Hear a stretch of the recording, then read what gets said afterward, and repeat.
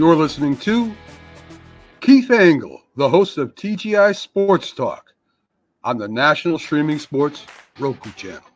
Football season is here, and SeatGeek is my go-to for buying tickets. Now, with SeatGeek, every single ticket is backed with their buyer guarantee. We've all had plans change, and when you can't make it to the big game, SeatGeek has you covered. They're the only ticketer that allows you to return your tickets ahead of the event for credit with SeatGeek swaps. So when things come up, I know that my tickets won't go to waste. So what are you waiting for? Download the SeatGeek app to maximize your possibilities and shop live events with confidence.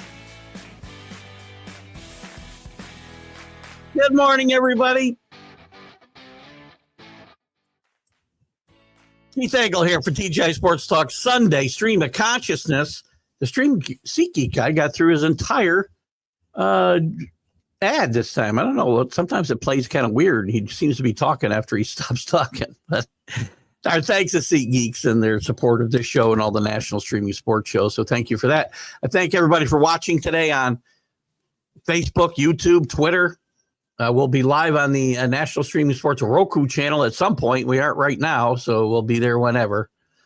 It could be when with Jack out. I don't know, the Sunday big football show, which is now the big professional sports show. I don't know what we're calling it on Sundays anymore. Over on National Streaming Sports might be going long on Roku. Not a big deal. Get here to Facebook and you can check us out. But download the Roku app anyway. I said thanks to SeatGeeks, thanks to all the groups that allow me to share. God, a tremendous outpour for the Major League Baseball preview show that Drew and I did a couple of Fridays ago. Last week's MLB update was huge. College Sports Huddle is shrinking a little bit in views, but not too bad. Still well over 1,000. That happens when football's over. Yeah, I was talking about the groups. The Sports Authorities and John Gonzalez. What was the America's Pastime, the Love for Baseball, Bottom Line Sports with Flo and the gang, Let's Talk Sports, doing a great job over there, keeping up, thumbs up DDH, keeping the legacy alive for Dan Harris over there. Tanner D doing a great job, and all his hosts, Scott, Kobe, Nick Bodkins, Alan, all guys who pop in the show from time to time, and many others. And also, by the way, the Roku, on the Roku channel for North National Streaming Sports. Guys, I'm logy. I've had a back issue and I've been on muscle relaxers, and I haven't taken one since about 4 o'clock yesterday afternoon. I woke up so logy this morning. It's amazing. Who else? Ken Krause at Sports Buds, Sports of All Sorts. And many, many others. Guys, there's a lot to talk about today. NCAA basketball. I know you guys, if you're casual fans, you probably go, no Cinderellas, I don't really care. If you didn't care about yesterday's games, you missed some great basketball. These might be, I don't know. I'm trying to think back in history, and I can't think of a time where I saw two better Final Four games. Florida and Auburn. We'll get into these games as much as we need to. It's your show, so you drive the conversation. Auburn was playing great in the first half. Auburn made some great. Florida made some great second half adjustments. Clayton Jr. was just awesome. 34 points. Just carried that team. Had some help from Alpha Martin as well. And still a close game at the end. Great coaching job by Bruce Pearl. But John Abram was just not himself. It was obvious. I don't think that's why they lost. I think Florida was a better team, at least yesterday. And that's why they lose. In the second game, just this classic game. People are going to blame Duke for choking, but I'll tell you what, they didn't choke on their own because that Houston defense is suffocating. They stick to their game plan. They don't ever change. Didn't shoot the ball great. They were outshot by Duke. Duke hurt themselves with some free throws down the stretch. But a 14-point lead with 8 minutes goes away. 8 or 9 minutes left goes away. They outscored them 21 to 8, I think, in the last 6 minutes.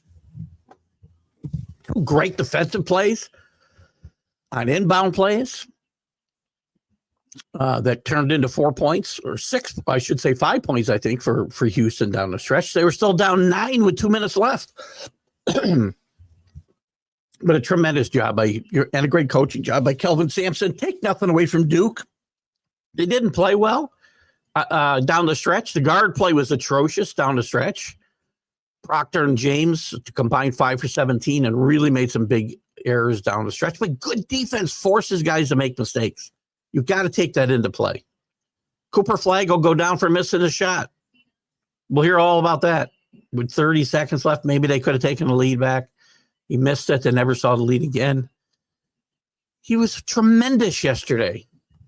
Outstanding game. And also won the Wooden Award yesterday, by the way. We can get into all of that. The Hall of Fame inductees are out there. Mello, Donovan, Sue Bird, a couple other women, which we'll talk about. Mickey Aarons, the Heat's owner. Danny Crawford, longtime referee. And we'll get into those. I'll read out the rest of the names. I just can't read my writing right now. Baseball, the Dodgers can lose. They lost a game, and the Braves can win. They won a game. So we got a little bit to talk about there. Giants are hot. Francona misses more games with illness. Should the Reds be concerned there? The torpedo bat, much ado about nothing. But if I'm going to be true to myself, do we need that? Do we need more offense in the game? I'm not usually wishy-washy, but I'm a little wishy-washy on the torpedo bat. NFL Pro Day at Colorado. Giants probably are taking Travis Hunter from what it looks like, and the Patriots will end up with probably a tackle. Trey Lance signs with San Diego. Julio Jones, great wide receiver, calls it a career Hall of Famer. I think so. Maybe one of the greatest catches I've ever seen in the Super Bowl, by the way, in the game the Patriots came back in. I saw something else here. Gino signs another extension with the Raiders. And we'll talk more about, Joe Milton getting traded. Big deal? Little deal? I don't think it's a big deal for the Patriots. Maybe it's a big deal for the Cowboys. NBA, Jokic. Has anybody played better in a dad bod? I mean, a huge dad bod, a 7-foot dad bod, than Jokic? 61, 10, and 10 the other night. Earlier in the year, we went for 20, 20, and 20. Amazing. College football, not a lot to talk about this week, unless I'm missing something. We got the draft. We can talk more about the draft as we head up towards it here in just a few weeks. And in the NHL, Ovechkin ties the great one. The countdown begins now, whether he'll catch up. And the Rangers fighting desperately to hang on to that last spot in the East. And the NBA, too, we're writing down. There's only 5 games left, I think, for most teams. Knicks will hold on to that third spot and probably get the Bucks or the Pistons. Both could be dangerous. Who's with us? It's your show. Go to it. Paul Spada, good morning. You didn't realize SeatGeek has that money back policy. That's a game changer. There you go. Download that app. Let me get this up here. Bear with me one second. That's not what I want. I'm going to put the barcode back up here for a second. You download it. I don't care if you ever bet. Just download the freaking app, man. That's all I'm asking you to do. I'm not asking you to do much. Take your phone, put the camera on that. If you don't know how to use a QR code, and I don't know how anybody can't today in today's world, you can't go anywhere without using QR codes, restaurants everywhere. Download the app. All good. Thank you, Paul, too, for bringing that up. Check them out. I've used SeatGeeks a lot. LOCA, blessed Sunday to you. Your Stars hanging in there in the out west or the Central. What do we call these divisions? They keep changing names. I don't know.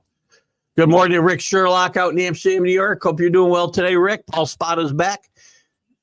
Right. Usually the muscle relaxers don't get me this bad, but I've been taking them for a couple days, just 2 a day. And they just make me logy. So I apologize. I'm going to be worse than normal today. Maybe you won't even notice the difference. Good morning, Drew. Drew's not feeling well himself. Sorry to hear that, Drew. I guess I feel a little better today, but not much. Well, I actually And this is another. I didn't take a muscle relaxer before I went to bed. And I went to bed probably midnight or a little after when the Duke game got over. And I never woke up till 7:30. That's not me, man. I wake up at like 4:45 every day. I don't always get up. I didn't wake up. Being able to watch more of Flag, I'm now convinced best player in the country. He does everything. It's sad that we didn't get to see Broom's best games here in the Elite Eight and the semifinals, because I think he's a great player too. I am convinced that Flag is the best player in the country, and I wasn't. I was kind of a Johnny Broom fan. Janae, however you say his name. I'm going to do it phonetically until he sues me. He does do everything. He's going to get some grief probably. And please, I know that there'll be some talk about a foul. Stop with the fouls. Don't put yourself in a position to lose and get beat by refs. He missed a shot with about 30 seconds left, I want to say, that would have put Duke back ahead and maybe make a difference in that game. But he missed it, and that's what people will pray on. There's going to be a lot of conversation that Duke choked this game away, Flag choked this game away. This game was taken away from them by Houston. Kelvin Sampson's a great coach. He coaches his players up, and they don't get away from what they do well. They're the best defensive team in college basketball I've seen in ages. Ages. And that's what won this game for them yesterday. Tenacious defense. They didn't shoot the ball that great. Cryer had a great game. And a couple other guys did too. Nothing off the bench for either one of these teams. Exciting basketball, man. If you don't like college basketball, I feel bad for you. You missed two great games yesterday. Two of the best Final Four games I can remember in a long time. Drew's off to baseball. Number one pressure is a switch pitcher. Debuted for innings, pitch, one hit, two base on balls and Ks. And the best part is he has a name that you can destroy for years. What's his name? I got no. Drew, this guy has got a washout of the. Drew can't even correct me, so I can say it any way I want, at least for this show, or at least until Drew looks it up. The pronunciation. I'm going to say Gerangelo Gintate. How about that? This guy needs to retire now. Chris F. Grave with us today. Haven't seen him yet. I guess I see him down in the comments. Good morning, Chris. I'll see you in a second. Who knew Trent Grisham would be the best part of the Soto deal? Well, Trent Grisham was on this team last year, and I guess you're referencing the fact that he's probably still on this team because of I'm confused. I've got the local news on, and they're dancing on the studio. I have no idea what's going on. Trent Grisham's played great. Trent Grisham was awful last year, by the way. He didn't hit. He didn't hustle. And he didn't play the great defense he usually would play in San Diego in center field. This year, so far, he's been a revelation. Played well. I still worry about the pitching. The game they gave up got 20 runs last week. I think that was Sunday after this show, right? When the Torpedo Bats first came into national consciousness. They gave up 9 runs in that game. The bullpen melted down twice this week, or almost twice. They won one of them against the Diamondbacks. Yeah, download it for sure, please. It's pretty simple. Did I miss Chris? Did I go right by Chris? I saw him.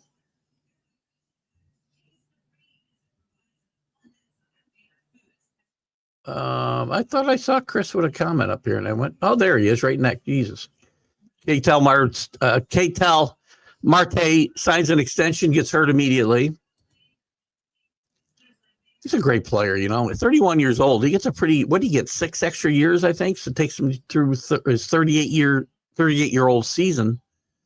He's a nice, underrated player. The Yankees tried for years to get him, and for years he didn't live up to his expectations because of injuries and other things. Now he signs an extension, gets hurt right away. There's our boy, Chris. He's going to jump he's going to jump in front of Drew and get back to his sport day, which is birthdays and throwing and throwing irreverent information at me that I have to look up on the internet. I love Chris. Good morning. Up there is the thunder still frozen? Happy birthday to the enigmatic Tommy Green, former Philly for sure. I don't know where else he might have pitched. Might have pitched with the Braves for a bit. Tommy, who crawled through the Balco air ducts to retrieve documents. Green was also quoted on Philadelphia fans. I think the fans here grew up near a nuclear facility. I'm sorry, Chris, that's awesome. That's one of the great lines of all time, by the way.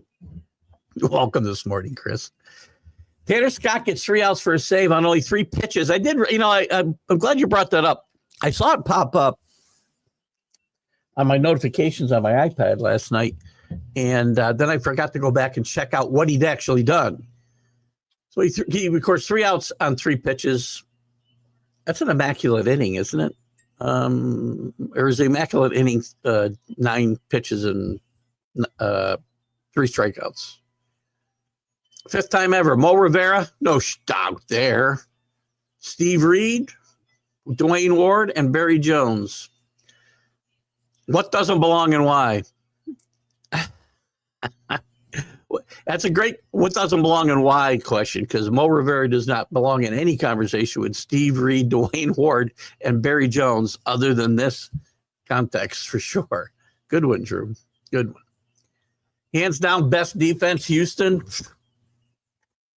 Again, we go back years, we saw great defense being played. And Houston doesn't change what they do.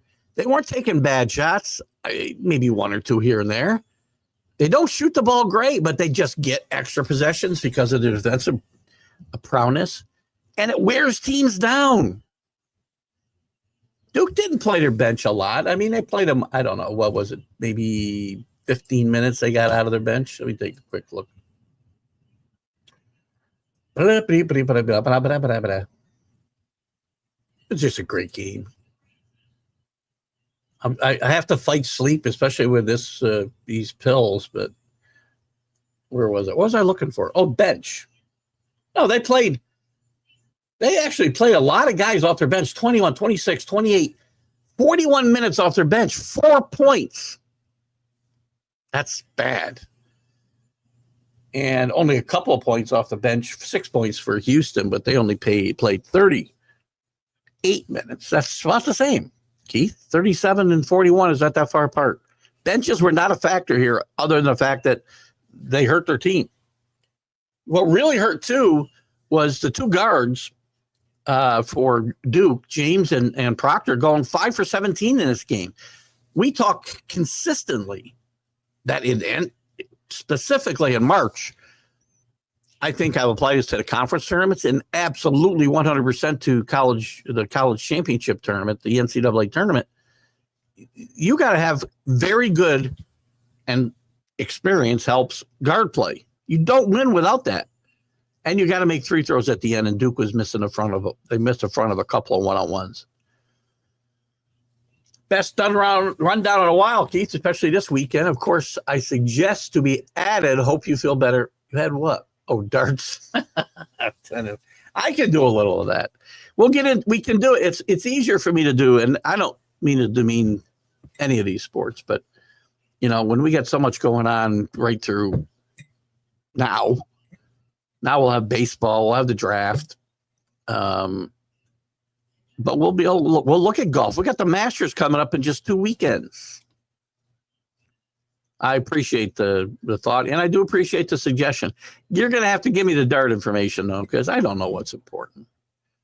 Clark Schmidt looked good in his rehab assignment. I have to tell you again, as a Yankee fan, I think Clark Schmidt is going to take a step forward, and it's a step forward that's much needed this year for the Yankees, assuming he can stay healthy. Again, the best ability is availability. What do you got for me, Chris? Let's bring that topic about significant difference. Oh, yeah. We can do that.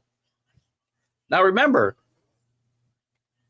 thank you for doing that. Because now we've got, an hour and a half to throw out different scenarios. So, guys, think about who brother combinations. And really, there should be significant difference between the two, right? I'll give you Tony and Billy Canigliaro.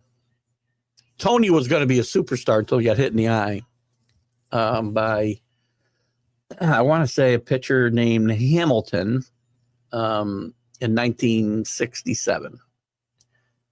Tony was on his way to superstardom. Billy had some decent years in Oakland, but I'll give you the Canigliaro brothers. He's got Brett and Wayne Gretzky. I mean, Tommy Aaron and Henry Aaron held and maybe still hold the brother combination for home runs, and Tommy hit about 3 or something. So bring those up. Let's do that. I like that topic. That's a great stream of consciousness topic, Chris. Tennis is a top 3. Hello, JB. Good to have you with us. You know, tennis is a top 3 sport, gets no love. I don't know about top 3 sport, JB. I mean, tennis is a major sport. I quite frankly and quite honestly, I don't get into tennis the way I did because the personalities aren't there. There's great players.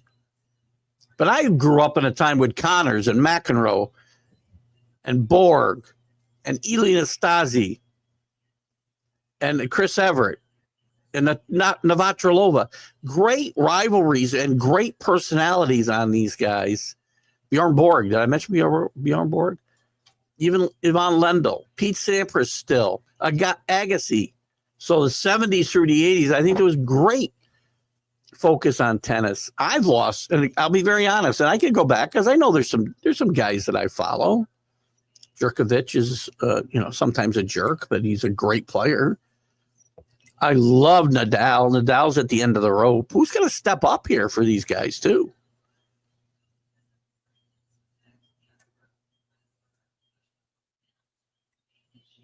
Yeah, I get it. I get that we should do more of it. And if you guys, listen, it's your guys' show.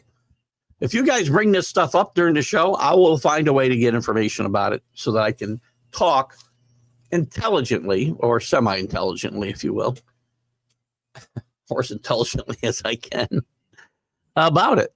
And I used to follow tennis very, very closely when I was much younger, and just got away from it. By the way, also a sport that has been plagued with lots of whispers and not so quiet whispers at times about game fixing too. So another reason to talk about the sport, but not a great one.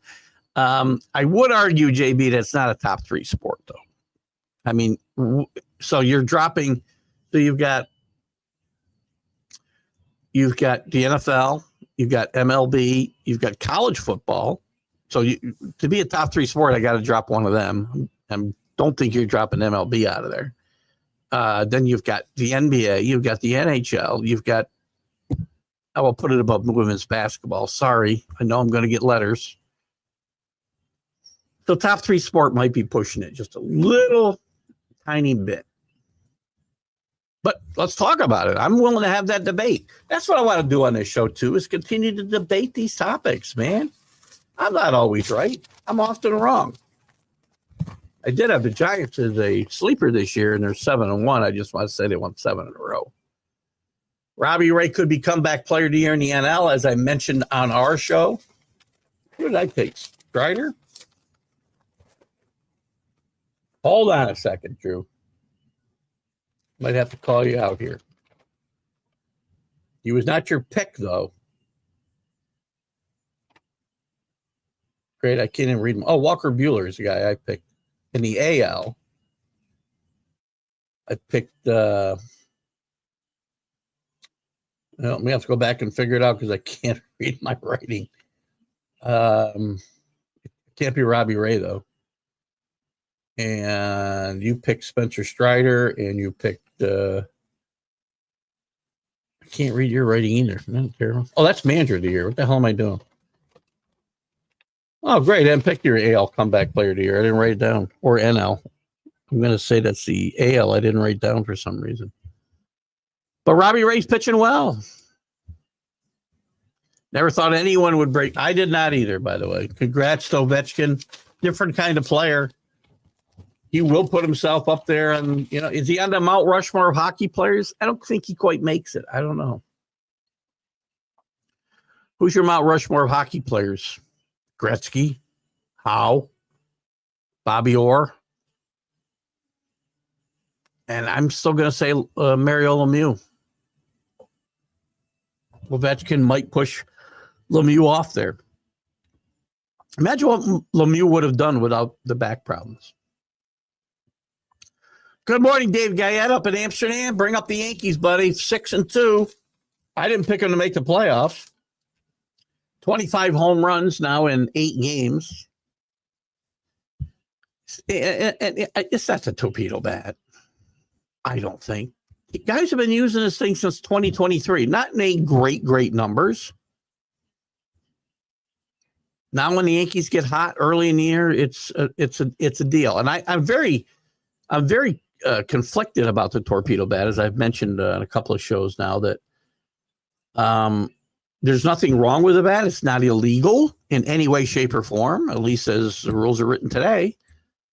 But again, instead of making guys like Volpe and Jazz Chisholm, to name a couple, who are hitting too many balls off the label, teaching them how to get the bat barrel out and hit it off the barrel where you're supposed to hit it, we just change where the meat of the bat is. It's similar to MLB changing rules like the shift because we don't want to teach players how to hit right. So I'm very conflicted. It's not illegal. But are you really helping the player? Strider pitches 5 and 1 hit, no innings, and 8 Ks, on track to be great again. Hopefully the Braves need him badly to join Swellenbeck. Did Swellenbeck win the other night, Drew? I know they won a game. I don't know if that was his game or not. He was going to pitch, I think, Friday night. But the Braves win. So the Braves can win. Dodgers actually lose a game. Ohtani also pitched 26. Unremarkable, but what was the word they used? I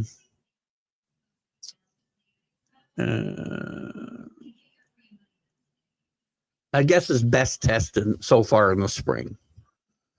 We're going to see Ohtani during the season throw. It's going to be a matter if it's out of the bullpen or starting. I think, it'd be better for him to be, even if it's a closer game, for him to start games and know when he's going to pitch, rather than get up and down in the bullpen. You can't have that. I get it. Listen, Brian Doyle I can make an argument. Denny had a much longer career. Played in the World Series with the Red Sox in 75. Famously got thrown out at home plate during Game 6 to be able to continue the drama into the 12th for Carlton Fisk's heroics. But I could argue Brian Doyle became more famous than his brother for his performance in the 78 World Series when Willie Randolph was hurt. But that's a good one. Well done. Dom was a better player. Joe was a much better player than Dom, but Dom was a pretty good player. So that's a good one, too.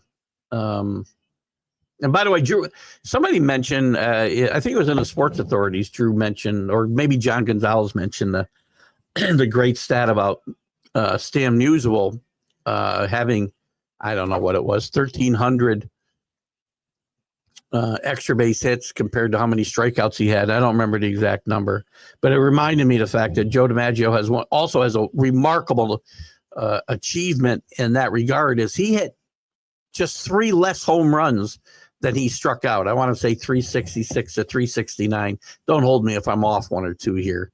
He hit 366 home runs, 369 home runs. There's 30 guys in the majors probably that strike out 180 times a year now. Yeah, that's a good one. Bobby Witt, 1 T, I think, by the way, Paul. Just a minor correction. Actually, no, there's 2 T's, but there's no H. Am I right? Now I'm doubting myself. Witt. I think there's no H. Bobby had a decent career, not a great career. Bobby Jr. is on the way to certainly surpassing his dad. Those weren't brothers, though. Those are siblings, by the way. So, I mean, in the true spirit of the question, it was brothers. Every team in the ALS has negative run differential. That's funny. I was looking at the other day, Drew, and it was the Central. You're right. Somehow the Rangers are 7-2. They've won 4 straight. DeGrom's still, I guess he's on like a, pitch one game rest for 10 days. Did he pitch again yet? Have I missed it? I don't think he was scheduled to pitch Friday or Saturday. Angels are surprising us at 5-3. Who else is surprising us in Major League Baseball? I'll throw a couple things out. Look, quite frankly, the Yankees are a surprise to me at 6-2. The offense is carrying them, though. This again, I feel like I watched the same movie over and over again. Yankees will win as long as they hit home runs. When the Yankees don't hit home runs, they run the risk of losing. That bullpen will be better now that Delvin Williams is back from paternity leave. They've been shaky here and there. I think Will Warren's pitched well. I think Carrasco pitched. He did all he needed to do. Was it a great start for him the first time out? It was not. But that's all they need from him.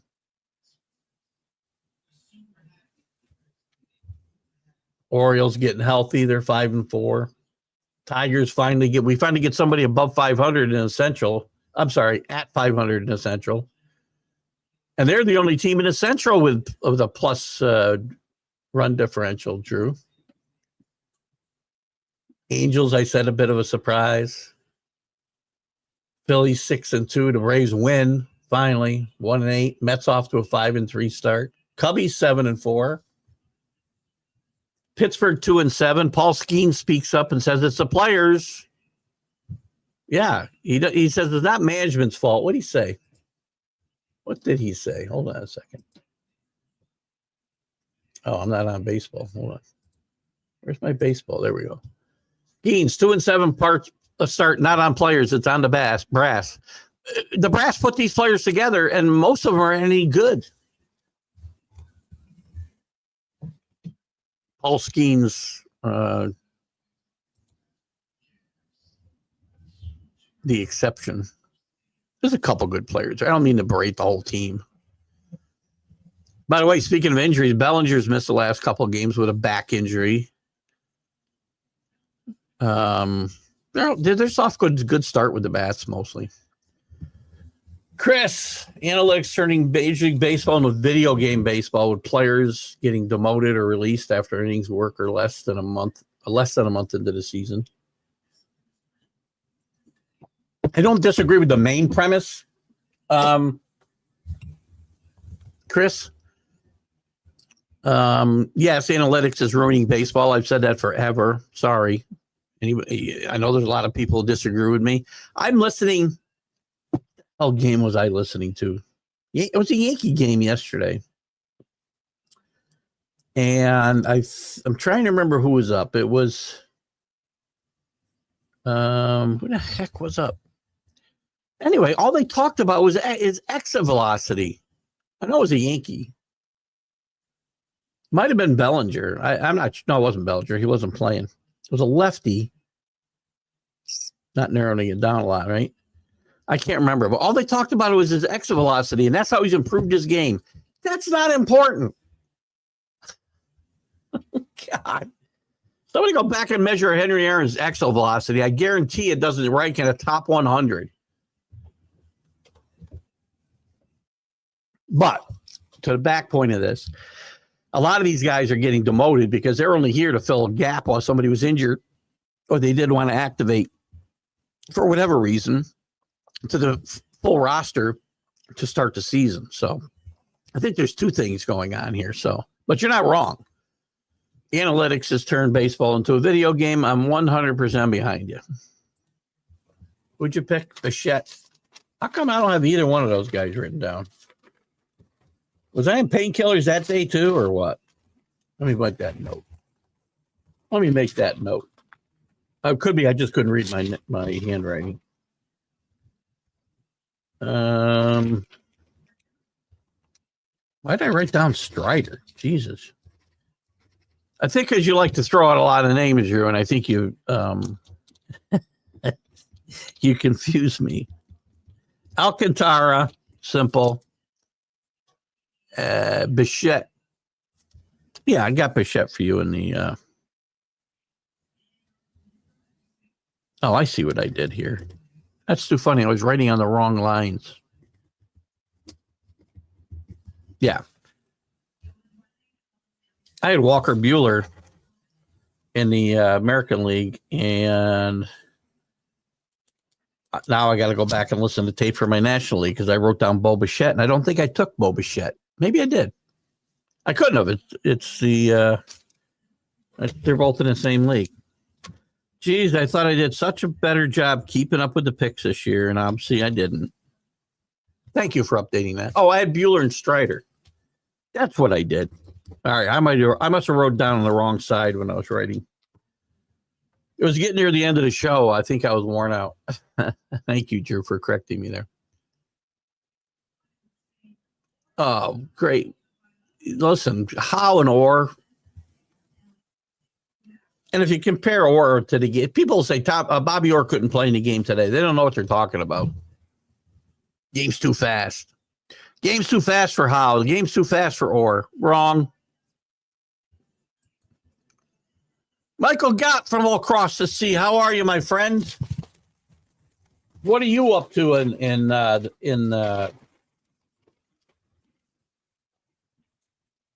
hopefully one of the countries that doesn't hate us anymore? I think our Canadian viewership has gone down quite a bit. For now, it's like the market. It'll come back. All our friends will come back to this show. Just like everything will come back to normal soon enough. Immature personalities left out. I did say McEnroe, actually. I said Connors and McEnroe. I mumbled it. Boris Becker, great name. Great name. Great tennis player. Immature personalities, yes, I'll give you that. But there are personalities nonetheless. I see a lot of guys with no personality at all. I mean, Roger Federer is a great player. Does he elicit great passion on either side of you like him or you don't? No personality. The game had more personality back then. It just did. I'm not saying it's cool. I'm not saying these were great people. They were great tennis players. What was that? His? Oh, took his place, yeah. Listen, with the way I speak, I can usually figure out what people are talking about in their comments. Usually, if I can't, I'll tell you. Changing with the meat of the bat it's a game. Well, it is. If you're doing it to every single player and every bat is made to adapt to their strength and where they hit the ball off the bat. Again, you could say analytics is ruining this too. Maybe the bat shouldn't be changed. I'm not saying, and again, my only problem here is a lot of people have tried to position this as the Yankees trying to get an advantage where guys have been using this bat for some time. Dela Cruz has used it. Francisco Lindor has been using it. I believe he used it last year. But it only comes up because the Yankees have, in a very small sample size, hit a bunch of home runs. They will stop hitting home runs, I guarantee you. They're not going to hit 500 home runs for the year. I hope they do. It's the only way they'll win. Michael got watch a bit of the Mets-Jays game yesterday, late for me, so only the first 5 innings. By the way, what's OPS? OPS is basically on-base percentage plus slugging percentage, and you take the two and you add them together, and you have the player's OPS. So it's on-base percentage plus OPS is the acronym stands for. And it's a good, it is one stat that I like. It's not as analytical as some of the other nonsense. When I talk about analytics, I'm talking about these silly metrics about WAR and, range factors that they want to figure out. All I care about is how a player plays. The eye test doesn't matter in baseball anymore. Derek Jeter wouldn't be allowed to play shortstop today because they would say his range was not enough based on the metrics that they come up with, because he doesn't get to as many ground balls as, say, Alex Rodriguez. A-Rod was a better shortstop than Derek Jeter. I won't take that away from him. But again, you're putting metrics together, not figuring any other factors. Because I had a ground ball through the left side of the infield and Jeter didn't get to it, or the right side, wherever you want to go. And maybe it was hit twice as hard as two that another player got to. Stop. Line drive, numbers, extra velocity, launch angles. Nobody who knows baseball from the way the game is supposed to be played gives two craps about that stuff. Some of it you can. I played the game for a long time. I was 35 when I stopped playing. Oh, I didn't make or not make teams based off of any of this stuff. I made I made most teams, but I started and played more when I hit the ball and caught the ball. This game is not that hard, but we ought to make it hard. Rocket scientist running the game. I got an MIT guy freaking fixing bats for the Yankees. This is why I'm torn on the whole torpedo bat thing. I need to stick up for it only because I need to stick up for the Yankees as not being the only ones doing this.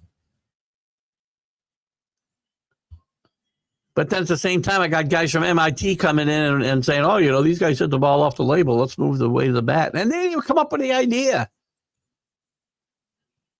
And Judge is not using a torpedo bat, Dave Portnoy. I like Dave. I like your pizza reviews. Maybe you should just stick to your pizza reviews because you're a moron. And you go whatever way the wind blows. He jumps in the political scene where he should shut up. He's a Trump supporter. I'm not a Trump supporter. I don't vote. I'm not a Democrat supporter either. So I support this administration, and I do like a lot of the things that we're doing. We're doing them too fast. But Dave Portnoy can't come on the day the market's collapsing and say I lost $7 million and then hate the guy he voted for. I'm not happy with everything we're doing. I'm not happy my 401k takes a major hit in the last 2 days. But that's life, man. It'll come back. This has happened many, many times, by the way. Many, many times. The market has a correction of 20% nearly every year. 10, 15, 20% every year. This hastened it along. Just give it some time, man. We'll all be fine. 2020, the market lost 33% of its value.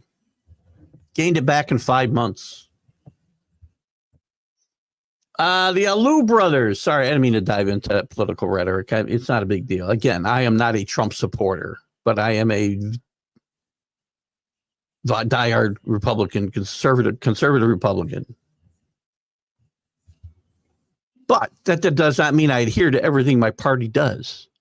I would not have voted for the orange man, by the way, if you could give me some kind of reasonable alternative. Until you do, don't be calling me a racist and don't be calling me a moron and an idiot because I voted for this guy. Sick and tired of this crap. Social media has turned into a freaking cesspool. I'm getting off of it all except for this show. Sorry. It's been bugging me a lot.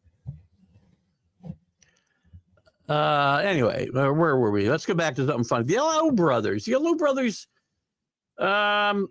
It's funny. I'd have a hard time picking between Matty and Felipe. I think Felipe probably had a better career, especially playing career.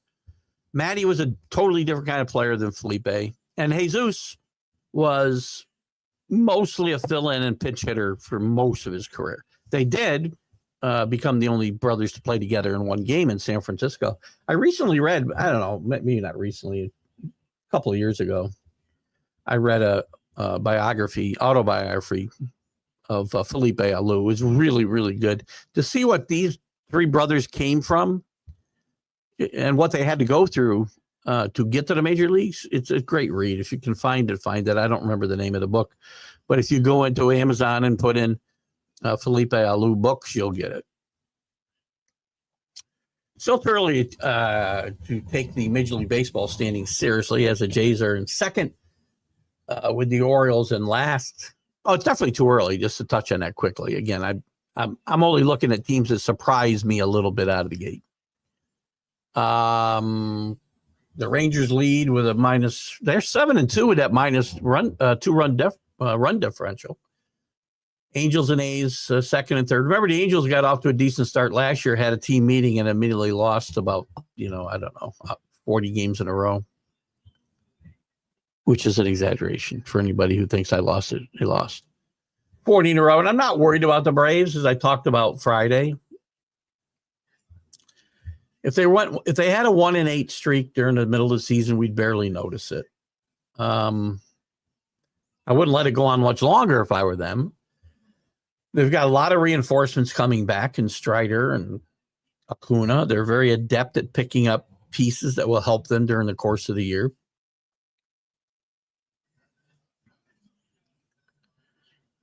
But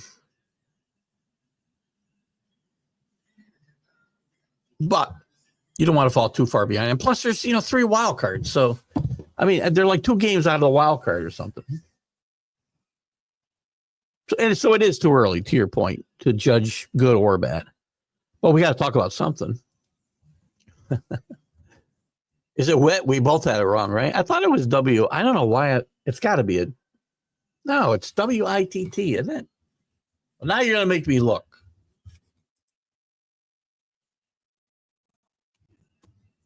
Sorry for my little outburst there. I just get so frustrated. I mean, it happens like almost every day. I feel like I'm called a racist for freaking ridiculous reasons. If you know me at all, you know that ain't true. But you're going to make that judgment off of, I voted for. It is wit. No H. WITT. I get these right once in a while. More birthdays. I always like to see how many I can remember what Chris and Drew throw at me. Drew finds them all. Lou Merloni, who I don't remember much. Brett Boone, part of a great family tradition. We talked about brothers playing. You had Brett and Aaron Boone playing. Not to mention their dad, and probably Brett's son will be in the major leagues here at one point. Tommy Green, that Chris mentioned earlier, quite a character. Ken Williams, I remember. Kenny Clay. Ken Clay was a great Yankee prospect who never amounted to anything anywhere. Bert Blyleven, Hall of Famer. I've been trying to get him on the 101 show forever. I don't know. Maybe it's because I'm also friends with it and interact with his ex-wife a lot on Facebook. It's funny. I think I came across her because of some show I guested on out in California. Mark Mancini had hooked me up with a radio show. And she goes on that show a lot, and they talk a lot of politics. And I think that might be why we struck up a kinship.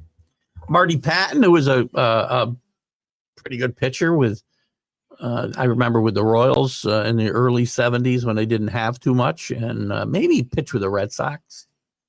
Phil Regan, another good relief pitcher. Don Elston, I'm not remembering. Ern Lombardi, great player, great catcher with the Reds. And Mickey Cochran, another great catcher, who unfortunately is known for a pass ball in the World Series as much as anything else. Nobody cares except the idiots who keep talking about it incessantly on during games and articles. Again, I go to The Athletic, and any freaking article I read, all I read about is exit velocity and launch angles about these rookies and kids to watch out for in the coming year or the years. And the Yankees actually hired a minor league hitting instructor who was focusing this is 2 years ago. I don't know if he's still there, and I pray to God he's not. His whole focus was on teaching these kids launch angles and exit velocity. Sampras is a great player, and probably somebody who gets forgotten in the world of tennis for sure. Best way to learn about darts is get in touch with the local and close associations. They're located in one of the hotbeds areas. Minuteman Dart League is the largest steel tip in the U.S. There's dart leagues all over here in the Northeast. I mean, I can't, nearly. Well, when I came from Amsterdam, I lived in Amsterdam, New York for a long time, or near it. And darts was huge in the city of Amsterdam, and they had like I don't know, every bar in the city was in a dart league. They had and I saw some pretty good players play as well. So I know the game a little bit. I think I'd asked you last week whether these big tournaments play. I didn't know if they played, baseball. I don't know if they played 501, which I think you told me they play a lot of 501, if I remember. But I know there's other variations you can play as well. So listen, darts is big here for sure on a recreational level, playing for fun and beers, I guess, and trophies. Maybe they play for money. I don't know. I never played in a dart league. I saw a lot of them in action. Several names dropped on our show that I have panned on our show have panned out well so far as I predicted. Well, hold on a second. It's too early to say that. You just said it's too early to worry about stuff like that. You totally missed one. Christian Campbell. Yeah, I did not think. Again, it's early. He's hitting 432 right now, which gets him an 8-year extension, which I'm glad that these guys get out in front of this stuff.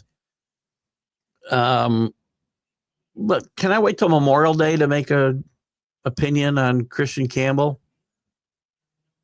and any of these guys off to great starts? I mean, Judge is on a pace to hit about, 170 home runs. I don't think he's going to do that. No, I guess it's less than that. He's got 6 in 8 games, so he's falling below that 150 mark. But I agree. We did miss him. I thought he'd be overmatched too.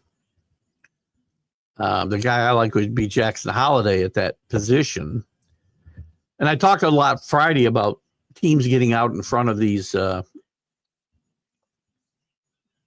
that's 9:24. I'm only 12 minutes behind. That's not bad.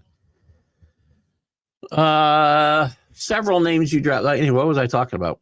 Oh, getting out in front of these extensions with these young kids is smart. Now, you got to make sure Christian Campbell might be jumping a gun a little bit, because if you miss on these kids, you're also costing yourself a lot of money, guaranteed money for a long time.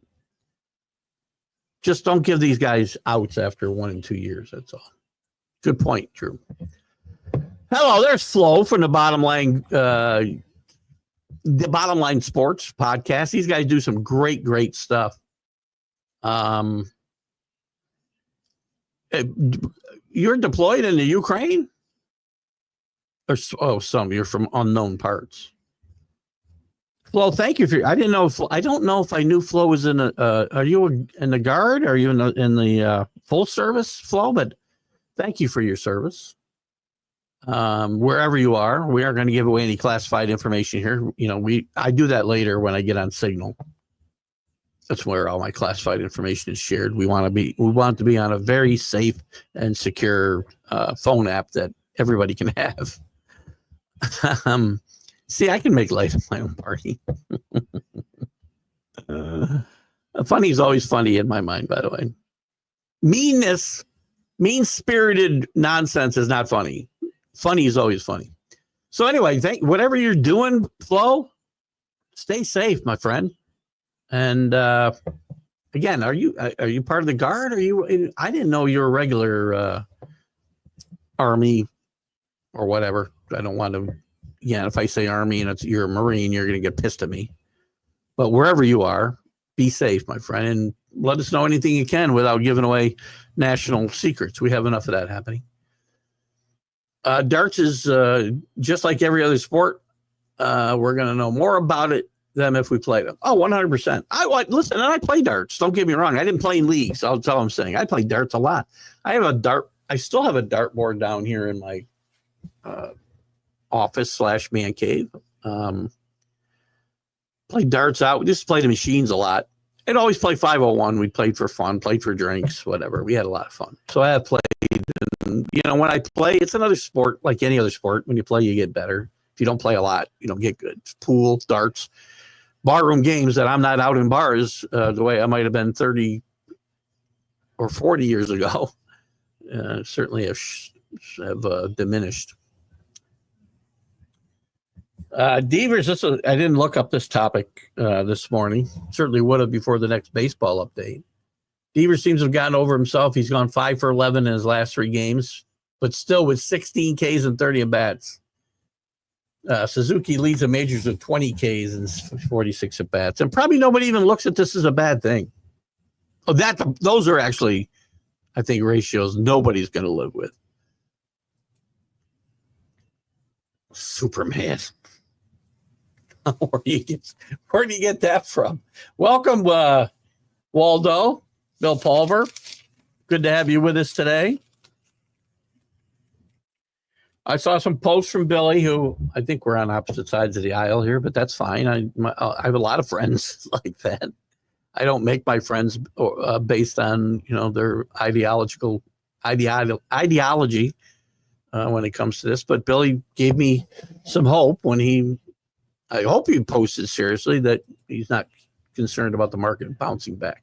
We're all concerned. I'm retiring in 4 months. It'll bounce back. MAGA all the way. I'm a Latino. Yes, you are. I know that. And I know a lot of brown and black people that did the same. I know. It's funny. We keep calling people racist for 0 reasons just because we feel that way, just because they say stupid things. And there was a lot of that demographic that went that way in the election. So again, I don't want to dive too deep into politics, but thank you for that comment. And I like it when somebody comes in here and straightens out people. Maybe they want to dive into the metrics of sports. Maybe we should dive into the metrics of elections and see where people actually got their votes from. So thank you. Again, thank you for whatever service you're providing and wherever you are, Flo. Stay safe, my friend. Where is he? He's down here real quick. I'll put this up. Active Army duty. Did not know you were active military. Thank you for that. And stay safe, Drew. You're not Drew. Whoa. Drew, be careful. You may be getting drafted. I may have had just, a premonition or something. Be careful. Be careful out there. I just saw a funny comment. We got a lot of comments I've missed. Did I miss Drew? And did I go by that? I hope I didn't.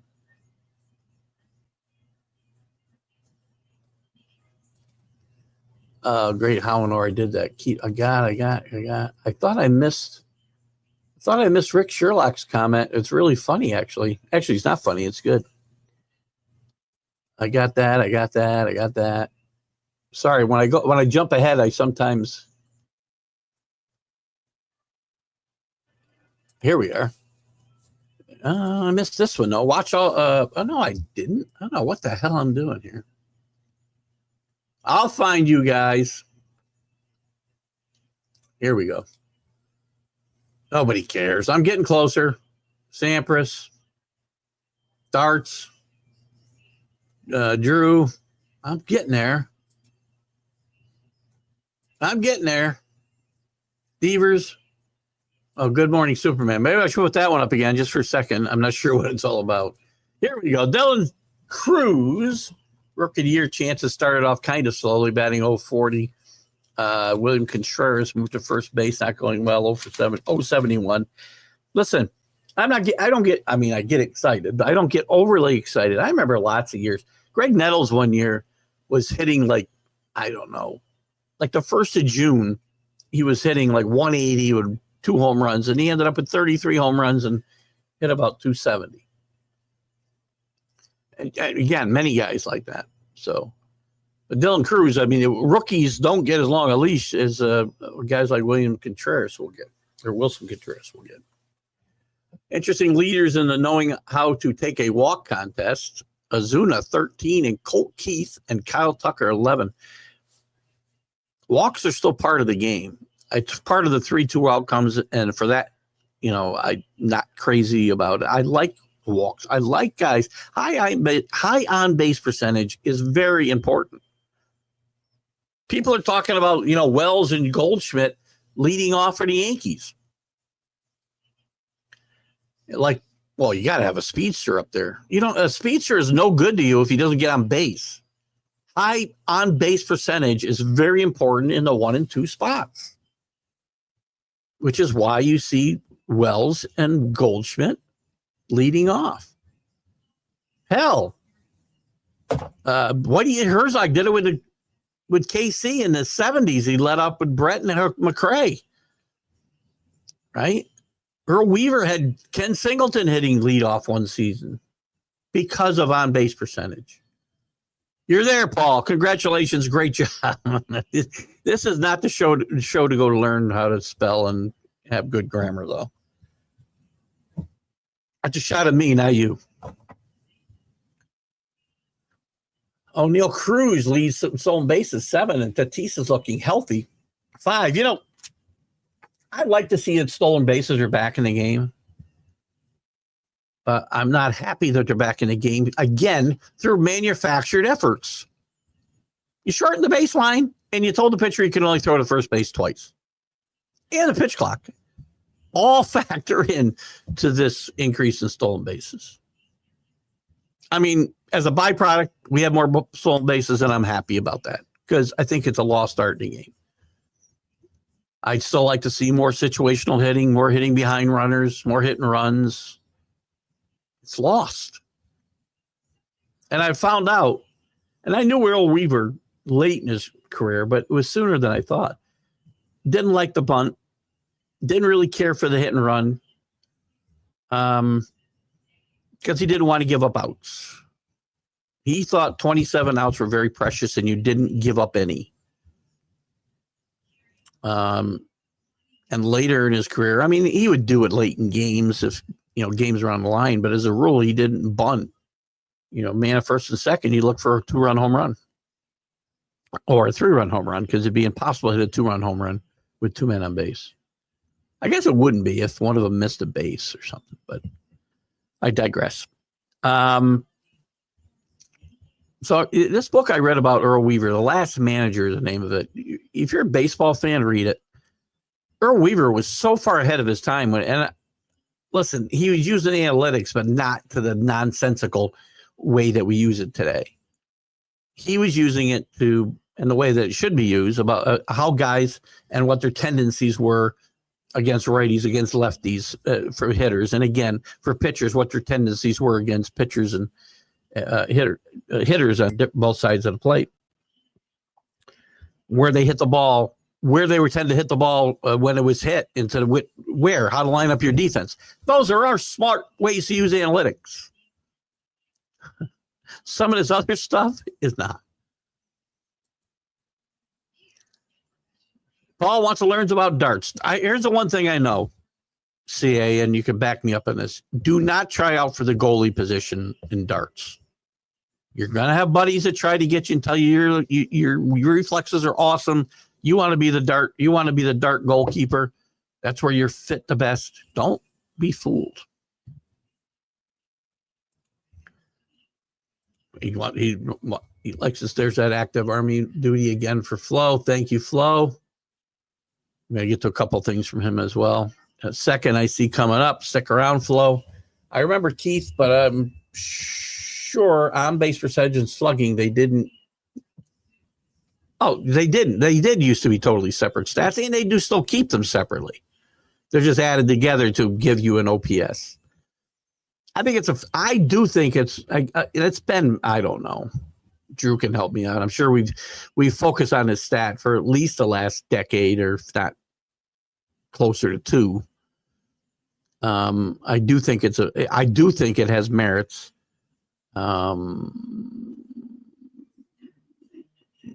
Even some guys that don't, you don't think of as big power hitters still have big, OPS is over 800, which 800 is kind of the breaking point of a really good. Anything over 800, and you've had guys hit 1100. Guys like Barry Bonds. Hell, he might have been at 1300 one year.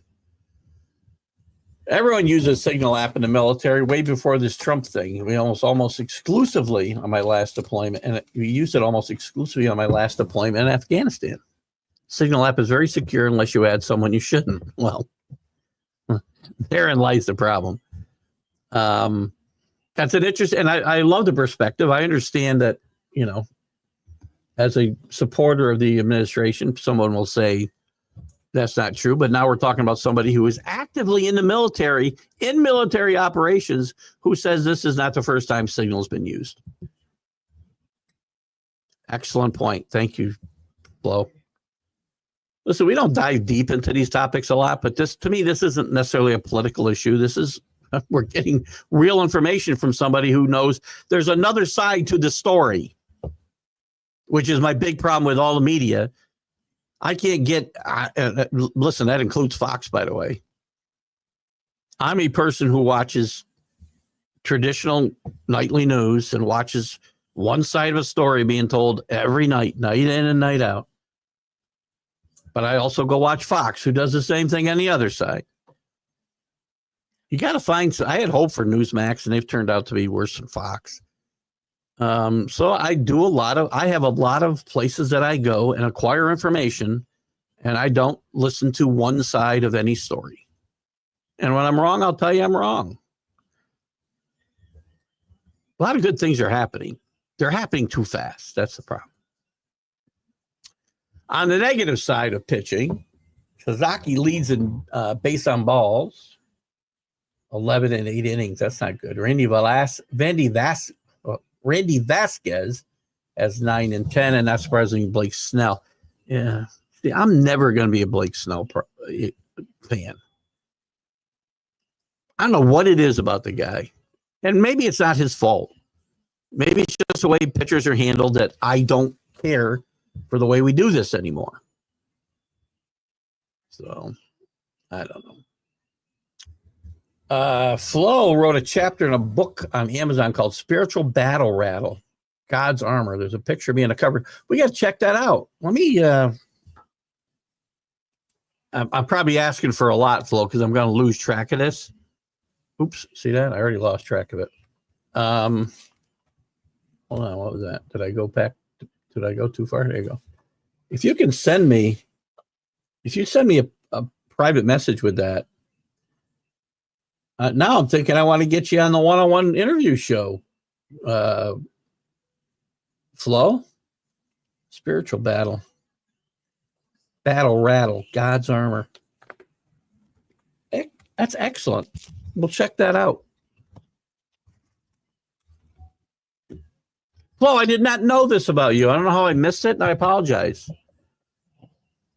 Raymond, oh boy, bought the boom to the Netherlands. Only he and Canadian John Part stopped total domination of the World Championships with the Jack Nicklaus of darts. Bill the Power Taylor. I got Drew. Why am I not calling everybody Drew today? Get out of my head, Drew.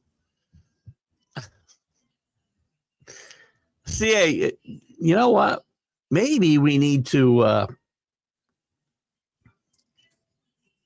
got to go back to Flo for a second. Maybe we need to write a book about the history of darts. But you may be onto something here. Wrote a chapter in a book called Spiritual Battle Rattle, God's Armor. Interesting stuff. I'm just fascinated right now with you, Flo. Interesting stats so far. The Cubs lead the majors in both taking walks, 58, and Ks, 92. I guess that backs up what we all know about the 3 true outcomes are all we care about, right? The Cubs are 7-4, playing good baseball. A team I picked to win that division is not playing great baseball. The Reds, and actually it brings up a good point. I had talked when and I love Terry Francona, even though he managed the Red Sox. Try to forget that part. Great manager. But I thought he was a distraction to the Indians the last couple of years he was there because of the extended issues with health and missing games. And he had thought he was totally healthy, but I think he was totally healthy, he thought, when he took the Indians job. So we hope Terry's okay, and I hope that doesn't become a distraction for this young team. I got to believe it would affect a young team more than it would affect, a veteran team. Michael, over here in cricket, we have players that are specialists who can bat and bowl, hit and pitch, called all-rounders. As baseball, do they have players who have had or have done both? Well, you've got Ohtani is the one that stands out most, and Babe Ruth, going back in the day, were both standout pitchers and hitters. Babe Ruth wasn't necessarily both at the same time, maybe for a short time in Boston, but he wasn't a full-time hitter at that point, but he's a great pitcher. He holds World Series records still today for pitching. Michael Lorenz is another guy that comes to mind who can do both. And there's also some talk about being able to manipulate rosters by having pitchers who can hit. If I got this right, Drew, tell me. And they may have put in a rule, and it's escaping me at the moment. But some teams are actively looking for pitchers or hitters who can put on a roster. And I guess maybe it's the other way around. I'm thinking about it's pitchers who can and make them a hitter, designate them a hitter, but then they can also pitch. But I think they put in a rule where you can only designate X amount of guys to pitch in a game. So maybe that wouldn't necessarily work out. But there are a few guys that have done this. You always had pitchers who could hit a bit. Tom Seaver was an excellent athlete and a good hitter, but not to the extent. The two guys that really come into mind for me are the Babe and Ohtani. And Ohtani's starting to throw a little bit. We'll see if he's going to pitch much this year or not. Billy Pulver, minor league baseball players typically earn a modest income with monthly salaries ranging from $1,100 to $2,700, depending on the leagues and experience. The guys in low A are definitely making probably that $1,100 amount. I think guys at AAA would make more, Billy, depending. I mean, if you're a major leaguer who gets sent down, right? And I doubt that plays into any averages. I'm going to let me just see. AAA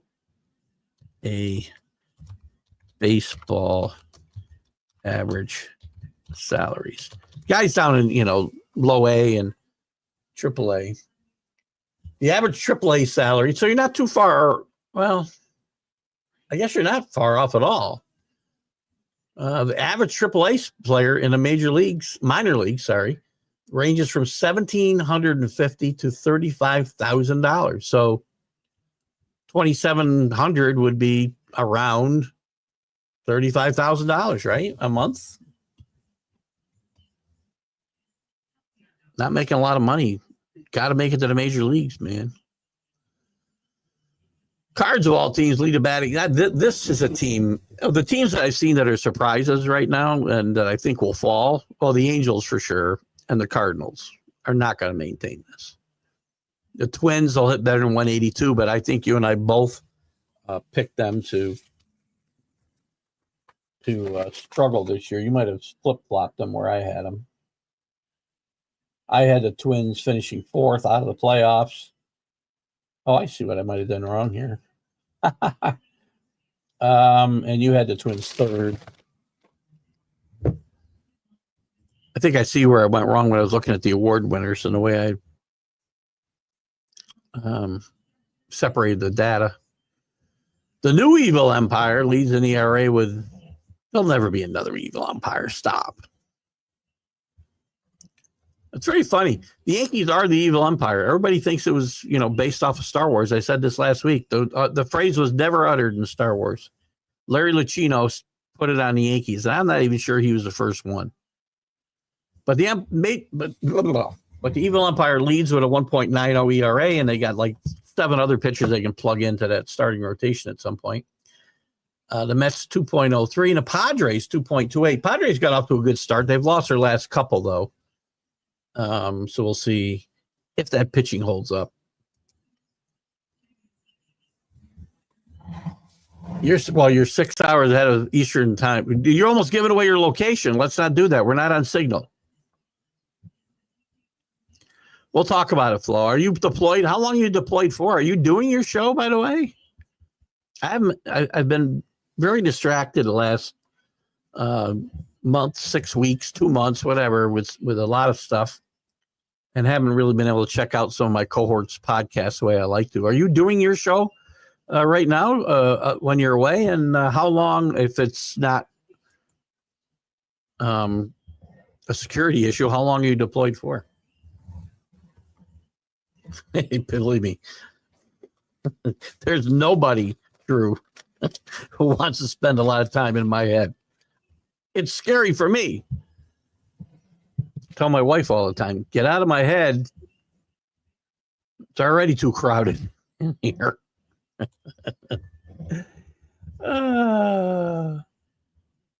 Probably strange hanging out in a vacuum. What? Oh, that's funny. I didn't get that one right away. Funny is always funny, see? I'll never say funny is not funny. Flo, I was fortunate being out here to go and visit Auschwitz. Oh, cool. You're starting to give away where you are. So I hate to laugh when I'm talking about Auschwitz.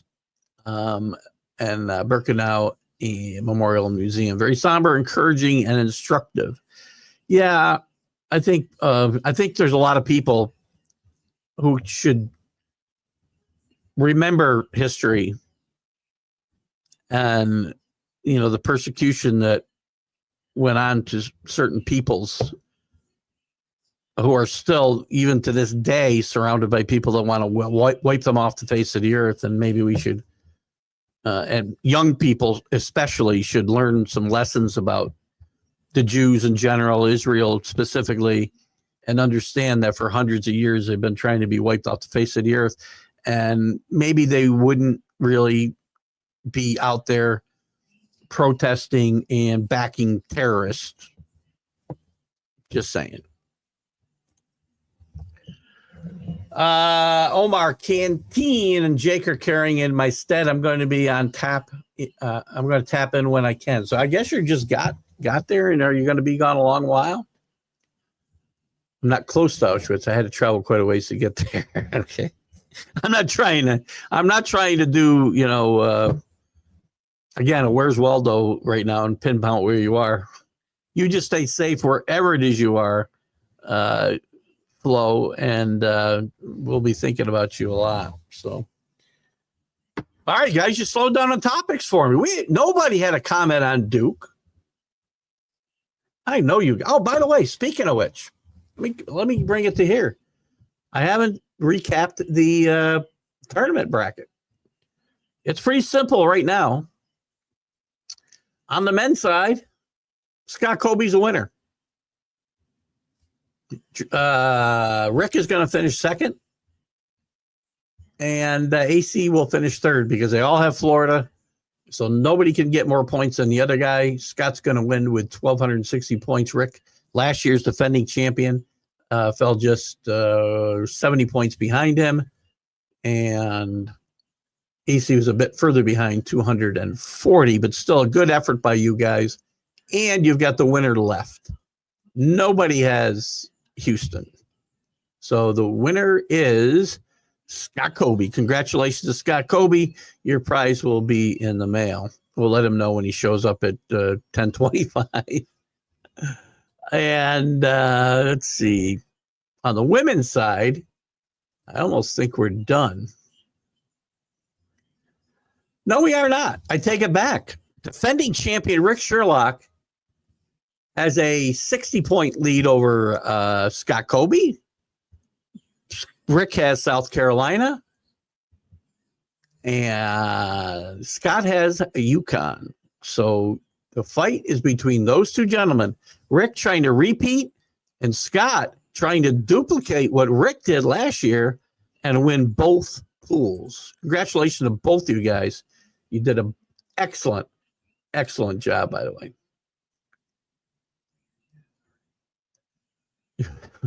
I keep reading that straight. Strange hanging out in a vacuum. This comment just cracking me up. And so did Drew's, by the way, because it is scary in here. I say it to my wife all the time. Oh, imagine how I feel. I'm there all the time. We've got a comment here from Flo again. It's an 8 to 10 month deployment. Can't say when it started or when it ends. I had figured as much. Well, again, stay safe. I'm joking, but I'm not joking. I mean that sincerely. We thank you for your service, Flo. I'm sure everyone in this room and everybody that'll see this later will say the same thing. Thank you for your service and stay safe, my friend. All right, back to the show.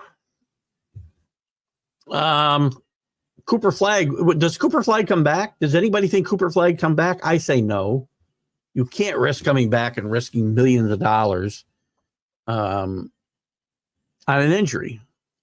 I would prefer he did. I would prefer you had to stay in school 2 years. You had to stay it maybe 3 years. NIL throws a little bit into it, but he's going to make a whole lot more as the first pick in the draft than he's going to make in whatever the NIL gods give him to stay at Duke. Some kids will make that decision. It's putting hundreds of millions of dollars at risk if you were to get hurt. But we'll see if that happens. There's talk that Kelvin Sampson could walk away. He's almost 70. Could walk away if Houston does come away with their first national championship.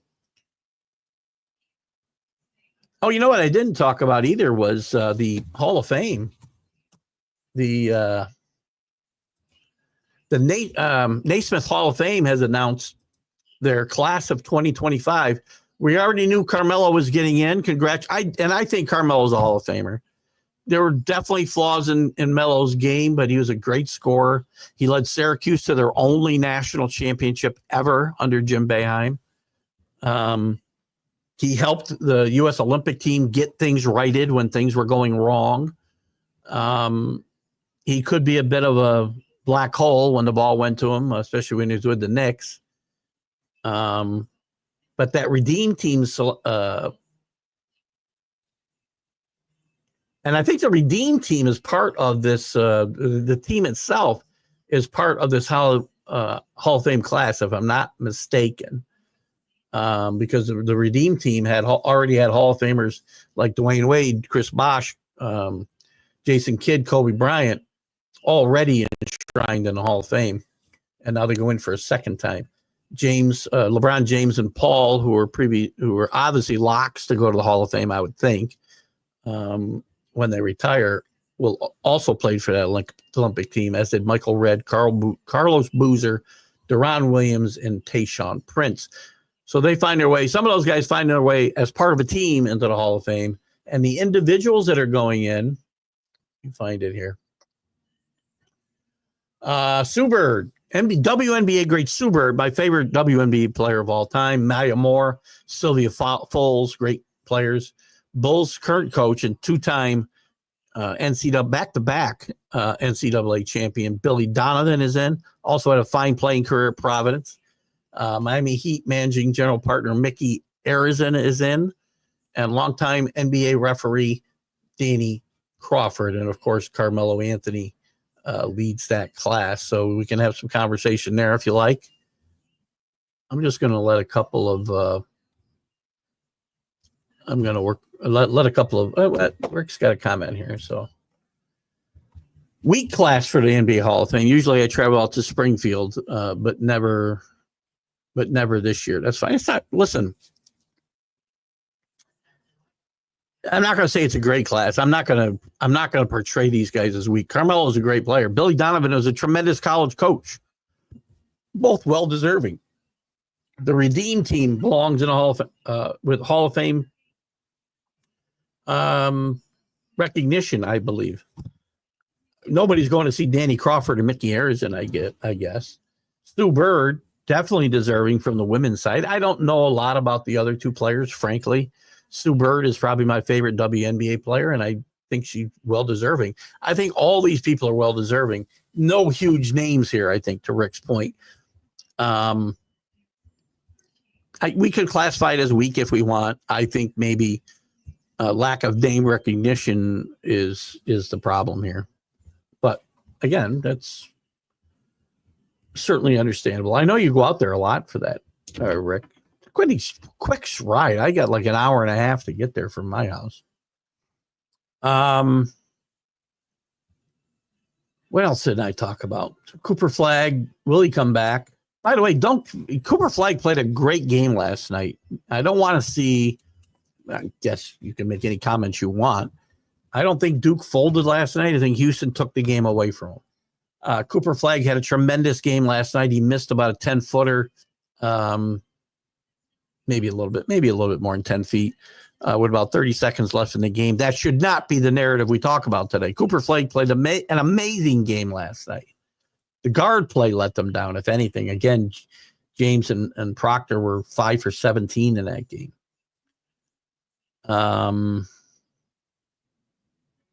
No opinions on the torpedo bats. I'm really surprised there's no opinions on a torpedo bat. Trey Lance signs with the Chargers, by the way. Julio Jones, Hall of Famer? Yes. Geno gets an extension we didn't talk about yet.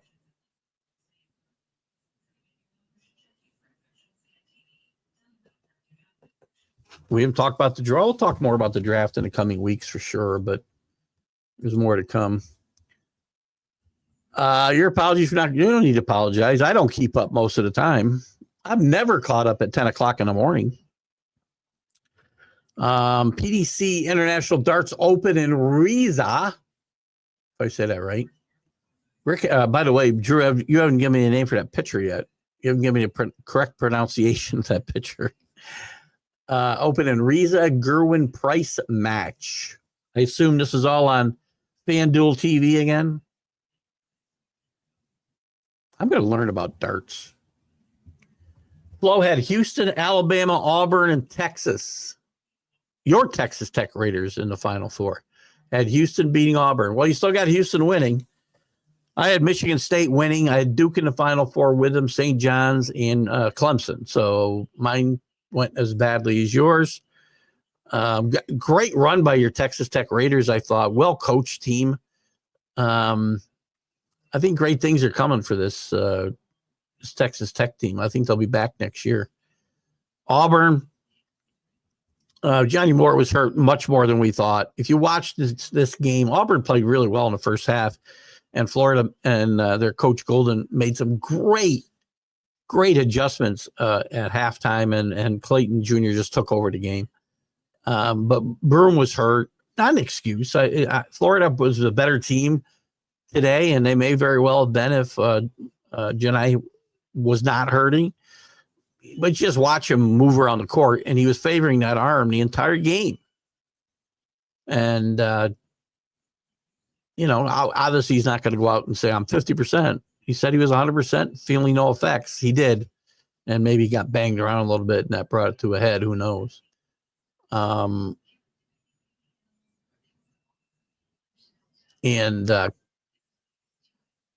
Again, Clayton Sr. was just phenomenal. Looks like I froze again. Let's see what happens if sometimes this works. If I cancel it, there we go. I think I found a new way to get myself unfrozen without leaving the studio. So anyway, and baseball is certainly, Joe, I didn't bring up Jokic, or I did bring up Jokic. NBA, I know we don't talk a lot of NBA on this show. Is there any guy, I mean, if I was 7 foot tall and still, I'm the perfect weight if I was 7 foot tall, by the way, right now.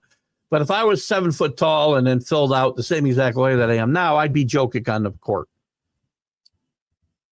61 points, 10 rebounds, 10 assists the other night against, I think, the Timberwolves. After just 2 weeks ago, going 20, 20, and 20. Both things that never happened in NBA history. Jokic is quite possibly going to be the MVP again. Denver's playing pretty good basketball as we head into the NBA playoffs in just, 10 days. 2 weeks at tops. I think there's only 5 or 7 games left for most of these teams. Jokic is playing tremendous basketball. And I think he's the most underrated star in the game.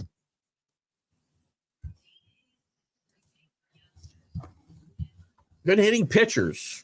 Back to a little bit of Michael Gott's question. Ken Brett, good hitter. That's a great one for sure.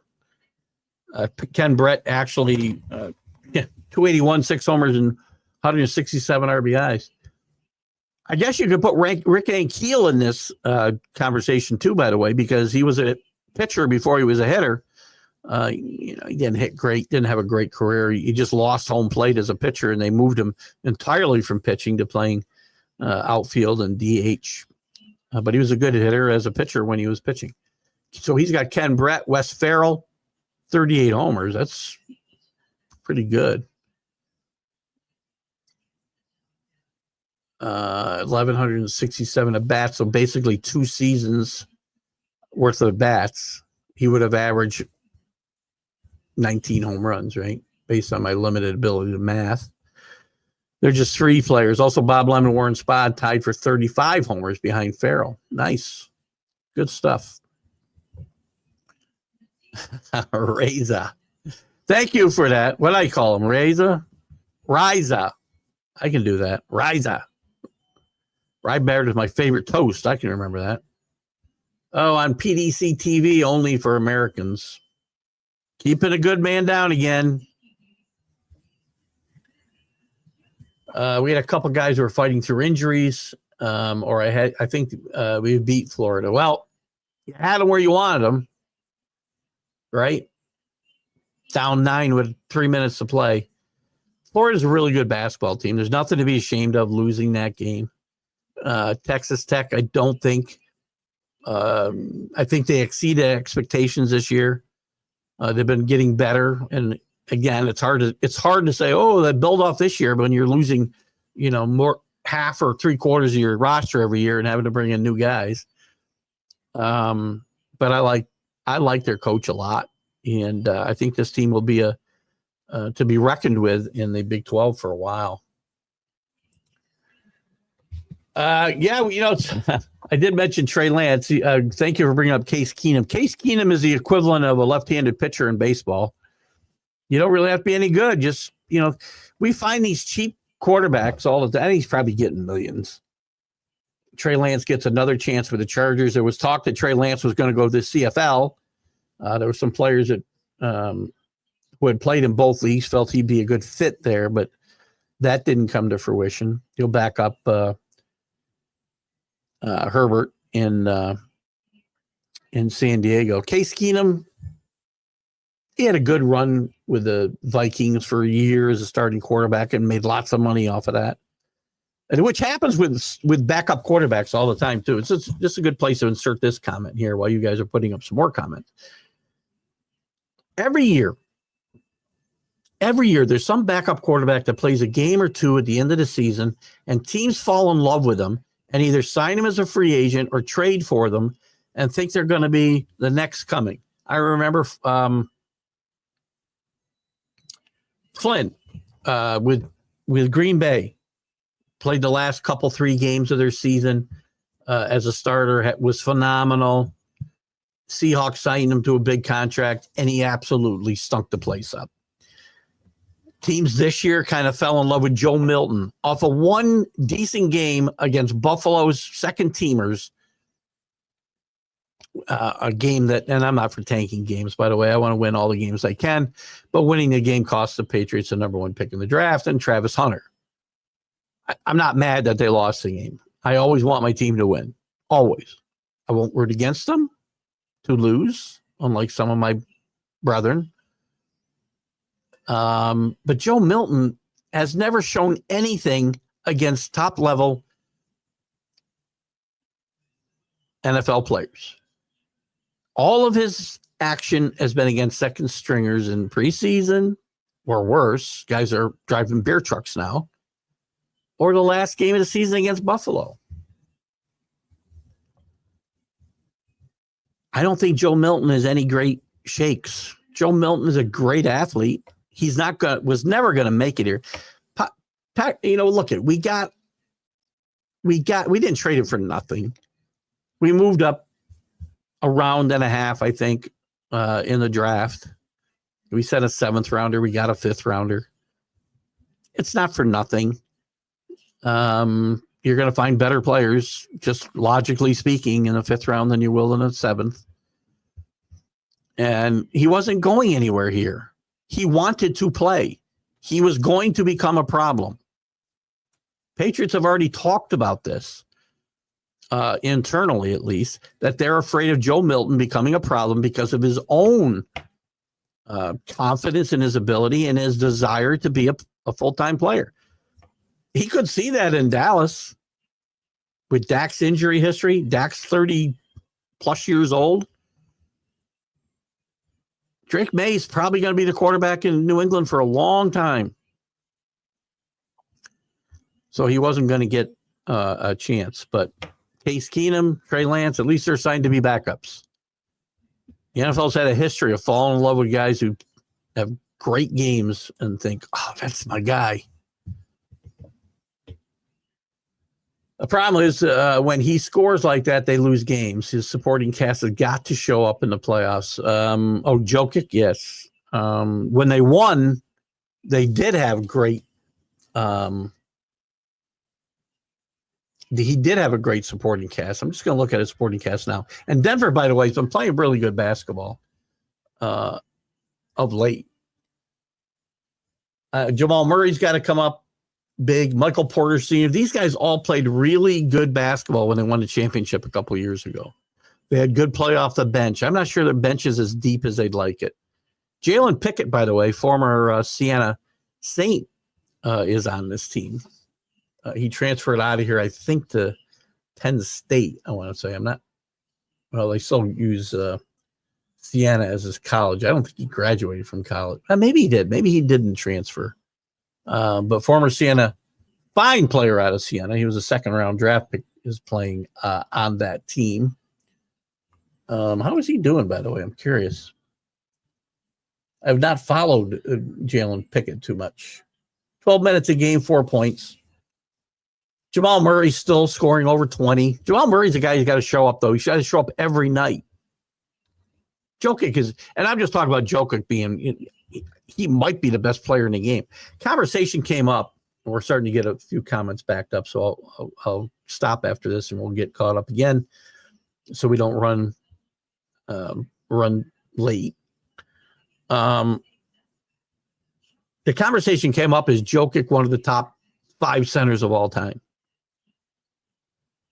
No, I don't think he is. I don't think he's better than Akeem. Certainly not better than Wilt. He's certainly not better than Kareem. He's certainly not better than Bill Russell. Does he move into the 5th spot ahead of Shaq or somebody like that? I could make that argument. He's better than Shaq. I'm sure I'm missing somebody. But those would be, maybe he moves into the 5th spot. And if I think on it harder, I might find another guy for that 5th spot, but no better than 5th. You're the Cat, Al Stewart. Great song. I don't know where you come up with that one. CA. But I love that song. Extensions are just for MLB players. Geno Smith, 2 years, $85 million. I got to tell you. I don't get it. I just don't get it. Geno's had a couple of decent years. He had one really good year and a couple decent years and got injured in Seattle. This is where we are. Geno Smith is a $40 million a year player. At this point in his career, this is why NFL teams do not have good offensive lines, or if they have a good offensive line, they don't have guys to step up when they get hurt. Moves like this. Trey McBride, maybe he deserves the money. And I'm not saying Geno, listen, you know my opinion. You're worth whatever somebody's willing to pay you. Is it smart? Different question. Will they earn it? Way different question than whether they're worth it. You're worth whatever somebody's willing to pay you. I will always say that. Earning, it's a different story.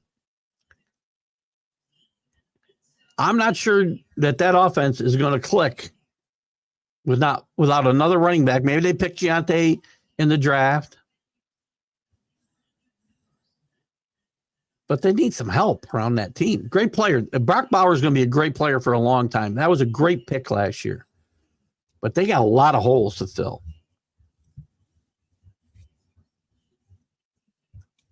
Nathan Aspinall comes back from 2-5 to upset Jizzy Price, one of the great names in sports. 6'5" and legs to move on to the semis. We're getting our dart update from CA today.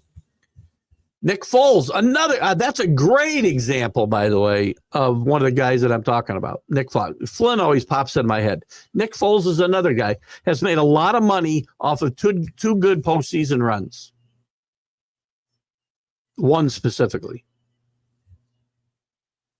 Remember, he got paid the first time because he was playing for Chip Kelly. They didn't win the Super Bowl that year, but he'd come in and replaced I don't think it was Wentz then. It might have been Michael Vick. I don't remember.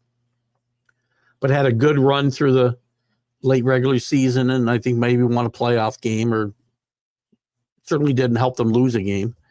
And he got paid big money then by, I think, the Rams, I want to say. And then he did the same thing with the Super Bowl winning Eagles again. He came back to the Eagles and did the same thing again to even a larger extent. That's a great example, Flo. First week of fantasy baseball coming to an end, and finally, after 13 game days, including Japan, Rick winning 16-5 so far. Great job, Rick. 14-6. That'll be my high water mark right there. On Sundays, I invariably lose like 6 or 7 points.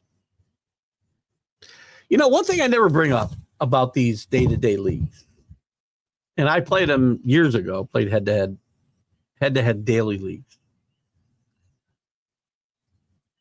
It was still weekly result, but daily transactions, daily changing your lineup and such, rather than weekly, which historically I played in a lot of auction leagues, a lot different than the head-to-head. I always thought a better way to do this, and this is not a criticism of you, Drew. Your league is your league, and you can run it any way you want. And I've never really brought this up for discussion because I guess I didn't care about it that much. My suggestion, I mean.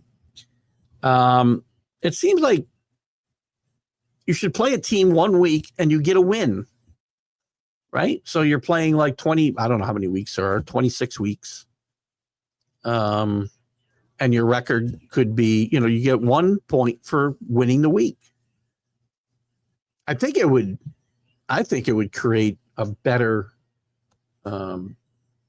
balance. You can't fall if you have a couple of bad weeks. You can't fall way out of contention. And I don't know, just a thought. I've never thought about bringing it up to the league because I guess it just wasn't that important to me. It's just something that pops in my head every time. Flo thinks if you let Joe Milton develop and he replaces Dak in 1 or 2 seasons, a la Tony Romo. Well, how many playoff games did Tony Romo win? How many did he win? No. Where are you going? That might be better. I'm looking for a church. I can't find my church. Can't use my soundboard right anymore. I don't use them. Look, I'm not saying Joe Milton can't play in this league, but not at a high level. I don't think he will. I could be wrong. They drafted him for a reason. And I think they want to make sure he didn't become a problem. And I'm sure he's met one-on-one with Mike Vrabel and the coaching staff, and there's something about those interviews that they didn't like. And that's why he's not on his team anymore. Raiders are just happy to actually have what they think is a good quarterback. Well, I'm still not a big Geno Smith fan. Geno might have been in the perfect system in Seattle. for all we know. And that's why he thrived. And he didn't thrive all that great last year. He was not that. He was no better than Aaron Rodgers last year. Not that I'm a big Aaron Rodgers fan. I think system and culture mean a lot to a quarterback. And I think Sam Darnold may be running into problems in Seattle for the very same reasons. Sam Darnold ran into, or very similar reasons, Sam Darnold ran into the perfect situation for him in Minnesota. A quarterback-friendly head coach, a great culture in a locker room, and some great players at the skill positions for him. But you might have seen a real Sam Darnold in the playoffs and the week before the playoffs. I've yet to see Geno come up big in a big game for Seattle. Saying, Drew's got to get ready to babysit. We'll have fun with that. Thank you for the comments on the show. We always try to have some fun. Hope everyone feels better and has a great week. I'll let you know how I feel. Right now, I feel pretty good. When I try to get out of this chair after 2.5 hours, we'll see. Oh, I went from heat to cold. Last night, finally. I remember the last time I had this, and I get this like every couple months, and it usually lasts a couple days. This has been like 4. Where, I mean, I literally have to unfold myself to get out of a chair. But thank you, Drew. You have a great day. Say hi to Ellen. Little things. Joker needs another chip, maybe 2, to move into the top 5. I agree. I think he's just short. Who are your top 5? We still got 12 minutes left. Who are your top 5 centers of all time? I just gave you 4 of mine. And I'm going to give you... Cats bother me. She never got her treats last night. Top 5. Let me see. Top all-time NBA centers. Because I feel like I'm missing somebody. Like Hank Finkel. I got Wilt in there. I got Keem in there. I've got Bill Russell in there. I'm tempted to put Bill Walton in there, but the limited amount of playing time really keeps me from doing that. No. Malone. There's no way I'm dropping Hakeem out. I guess Shaquille would be number 5 for me right now, and I think the Joker could make that leap. Raiders are the Jets of the West. Well, there's something, Carlos, the Mad New Yorker's with us. Welcome. There's something I guess I can't argue with.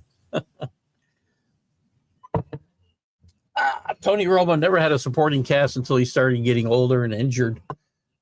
We didn't have a good enough back. Oh, I didn't realize you're a Cowboy fan. I did realize you're a Cowboy fan. I forgot. So I'll say good luck with Joe Milton. You got him for nothing, basically. So don't, again, I say moving up a round and a half is good for the Patriots. I can also make the argument that dropping a 5th round draft pick and getting a 7th back and a quarterback with some potential, Anyway, they didn't have a good enough backup, so he was always rushed back too soon, especially on defense. They shouldn't have rushed him back on defense at all, Flo. Just kidding. Ken Stabler is the 2nd best left-handed quarterback in history. Who's the first? Steve Young? I might take the snake over Steve Young, quite frankly. I'm going to guess you're thinking Steve Young. The only guys I can think of left-handed that I would put, real quick, we got 8 minutes. Top 5 left-handed quarterbacks of all time. Boomer, Stabler, Steve Young. What else can I come up with off the top of my head? Jim Zorn. I'm kidding.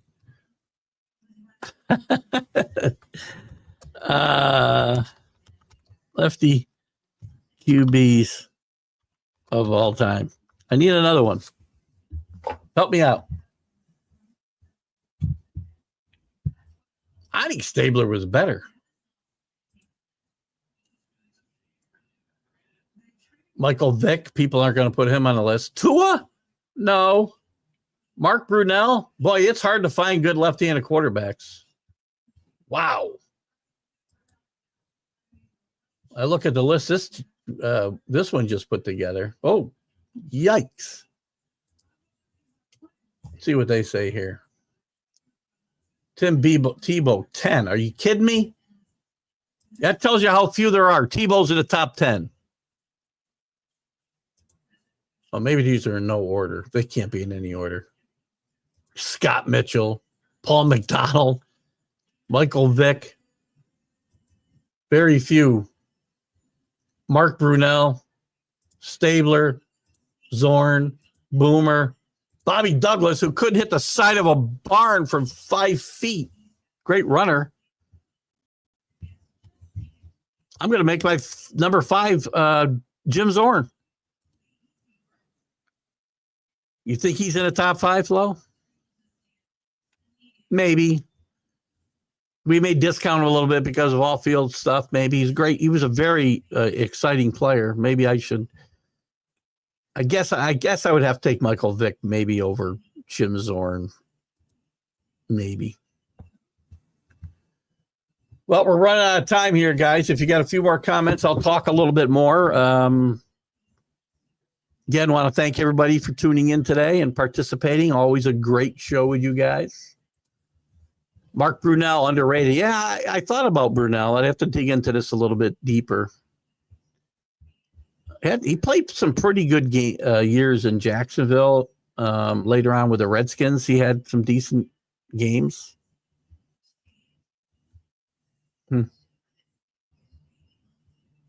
That 5th spot's going to be rotating for me for a while, looks like. I'm pretty sold on my first 4 guys. My first 4 guys are Stabler, Young, Esiason, and crap, who did I say the other one was? Now I don't remember what my other one was. Maybe I only had 3.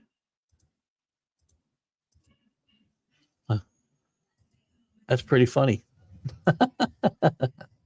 Brunell deserves a shot. Ken was sad. I'm still sad Ken isn't in the Hall of Fame. Young being the only one. Young being the only lefty we talked about, right? Being in the Hall of Fame. I think Kenny belongs in the Hall of Fame. Again, we look at stats differently. I got myself in trouble with my good friend John Gonzalez kind of knocking Joe Namath a little bit.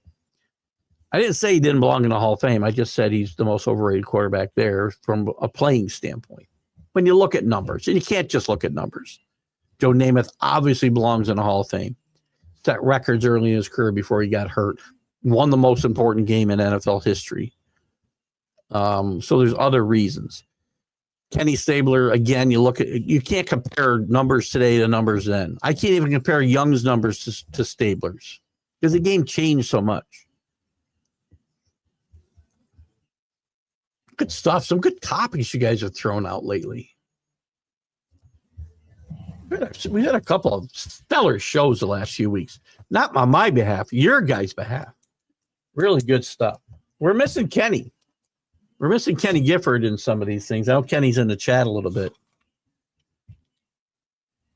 I hope Kenny's out there and doing well. I know we have some differences on certain things that are happening in this country, but as I explained to him one day, I don't pick and choose my friends based on their political beliefs, right? But you just can't get that wrapped up, man. You pick the guy you think is best and you move on, and you'll go through good times and bad times no matter who's there. We're going to come out of this. We'll come out of this. It's going to be a rough ride, but we'll get out of this. And I hope Kenny isn't staying away because of that. Kenny, if you're seeing this, I hope you understand. Because we had this conversation, you and I. I don't pick my friends or go out of my way to lose friends. If I lose them, I lose them. I've never once lost a friend because of, their political beliefs. I mean, I don't like the way I get pigeonholed as a Trumpster because I'm not. in any way, shape, or form. But anyway, we'll leave the show with that. You guys have been tremendous today, as always. If you got a quick comment as I start up the final credits here, you can certainly put a quick comment up. But I appreciate everybody popping in today. We'll be back next Sunday. Summer's coming. We will get preempted here and there. We're playing on vacation in June to Mystic, which we did the show from there on Sunday morning when we were out there last time. We'll try to do that. Some of the other shows, again, might change a little bit. Michael Vick, maybe not top 5 quarterback, but definitely top 5. No, left-handed is all I was talking about. He's not top 5. He's not even a top 25 of all-time quarterbacks, Flo. But top 5 lefties, I can see that. Good stuff, guys. We will see you on the flip side. I'll see you next Sunday with this show. We'll be on Wednesday with the College Football Huddle. We'll have, I don't know if we'll have a guest one on Friday or not. Just my own lack of initiative. I'm worn out is why we haven't had too many guests recently on the one-on-one show. But we may either run an encore or we'll run a sound off. But we'll do something on Friday morning, and then we'll have the MLB update on Friday afternoon. You guys have a great Sunday, and we will see you later. Keith Engle, TGI Sports Talks, Sunday, Stream of Consciousness. Have a great day, guys. Football season is here, and SeatGeek is my go-to for buying tickets. Now, with SeatGeek, every single ticket is backed with their buyer guarantee. We've all had plans change, and when you can't make it to the big game, SeatGeek has you covered. They're the only ticketer that allows you to return your tickets ahead of the event for credit with SeatGeek swaps. So when things come up, I know that my tickets won't go to waste. So what are you waiting for? Download the SeatGeek app to maximize your possibilities and shop live events with confidence. Keith Engle, the guy with the sports talk show. On the internet, he's the guy that we all know. If you love your sports, he's the guy for you. He has lots of shows on Roku. Keith Engle with the TGI Sports Talk Show.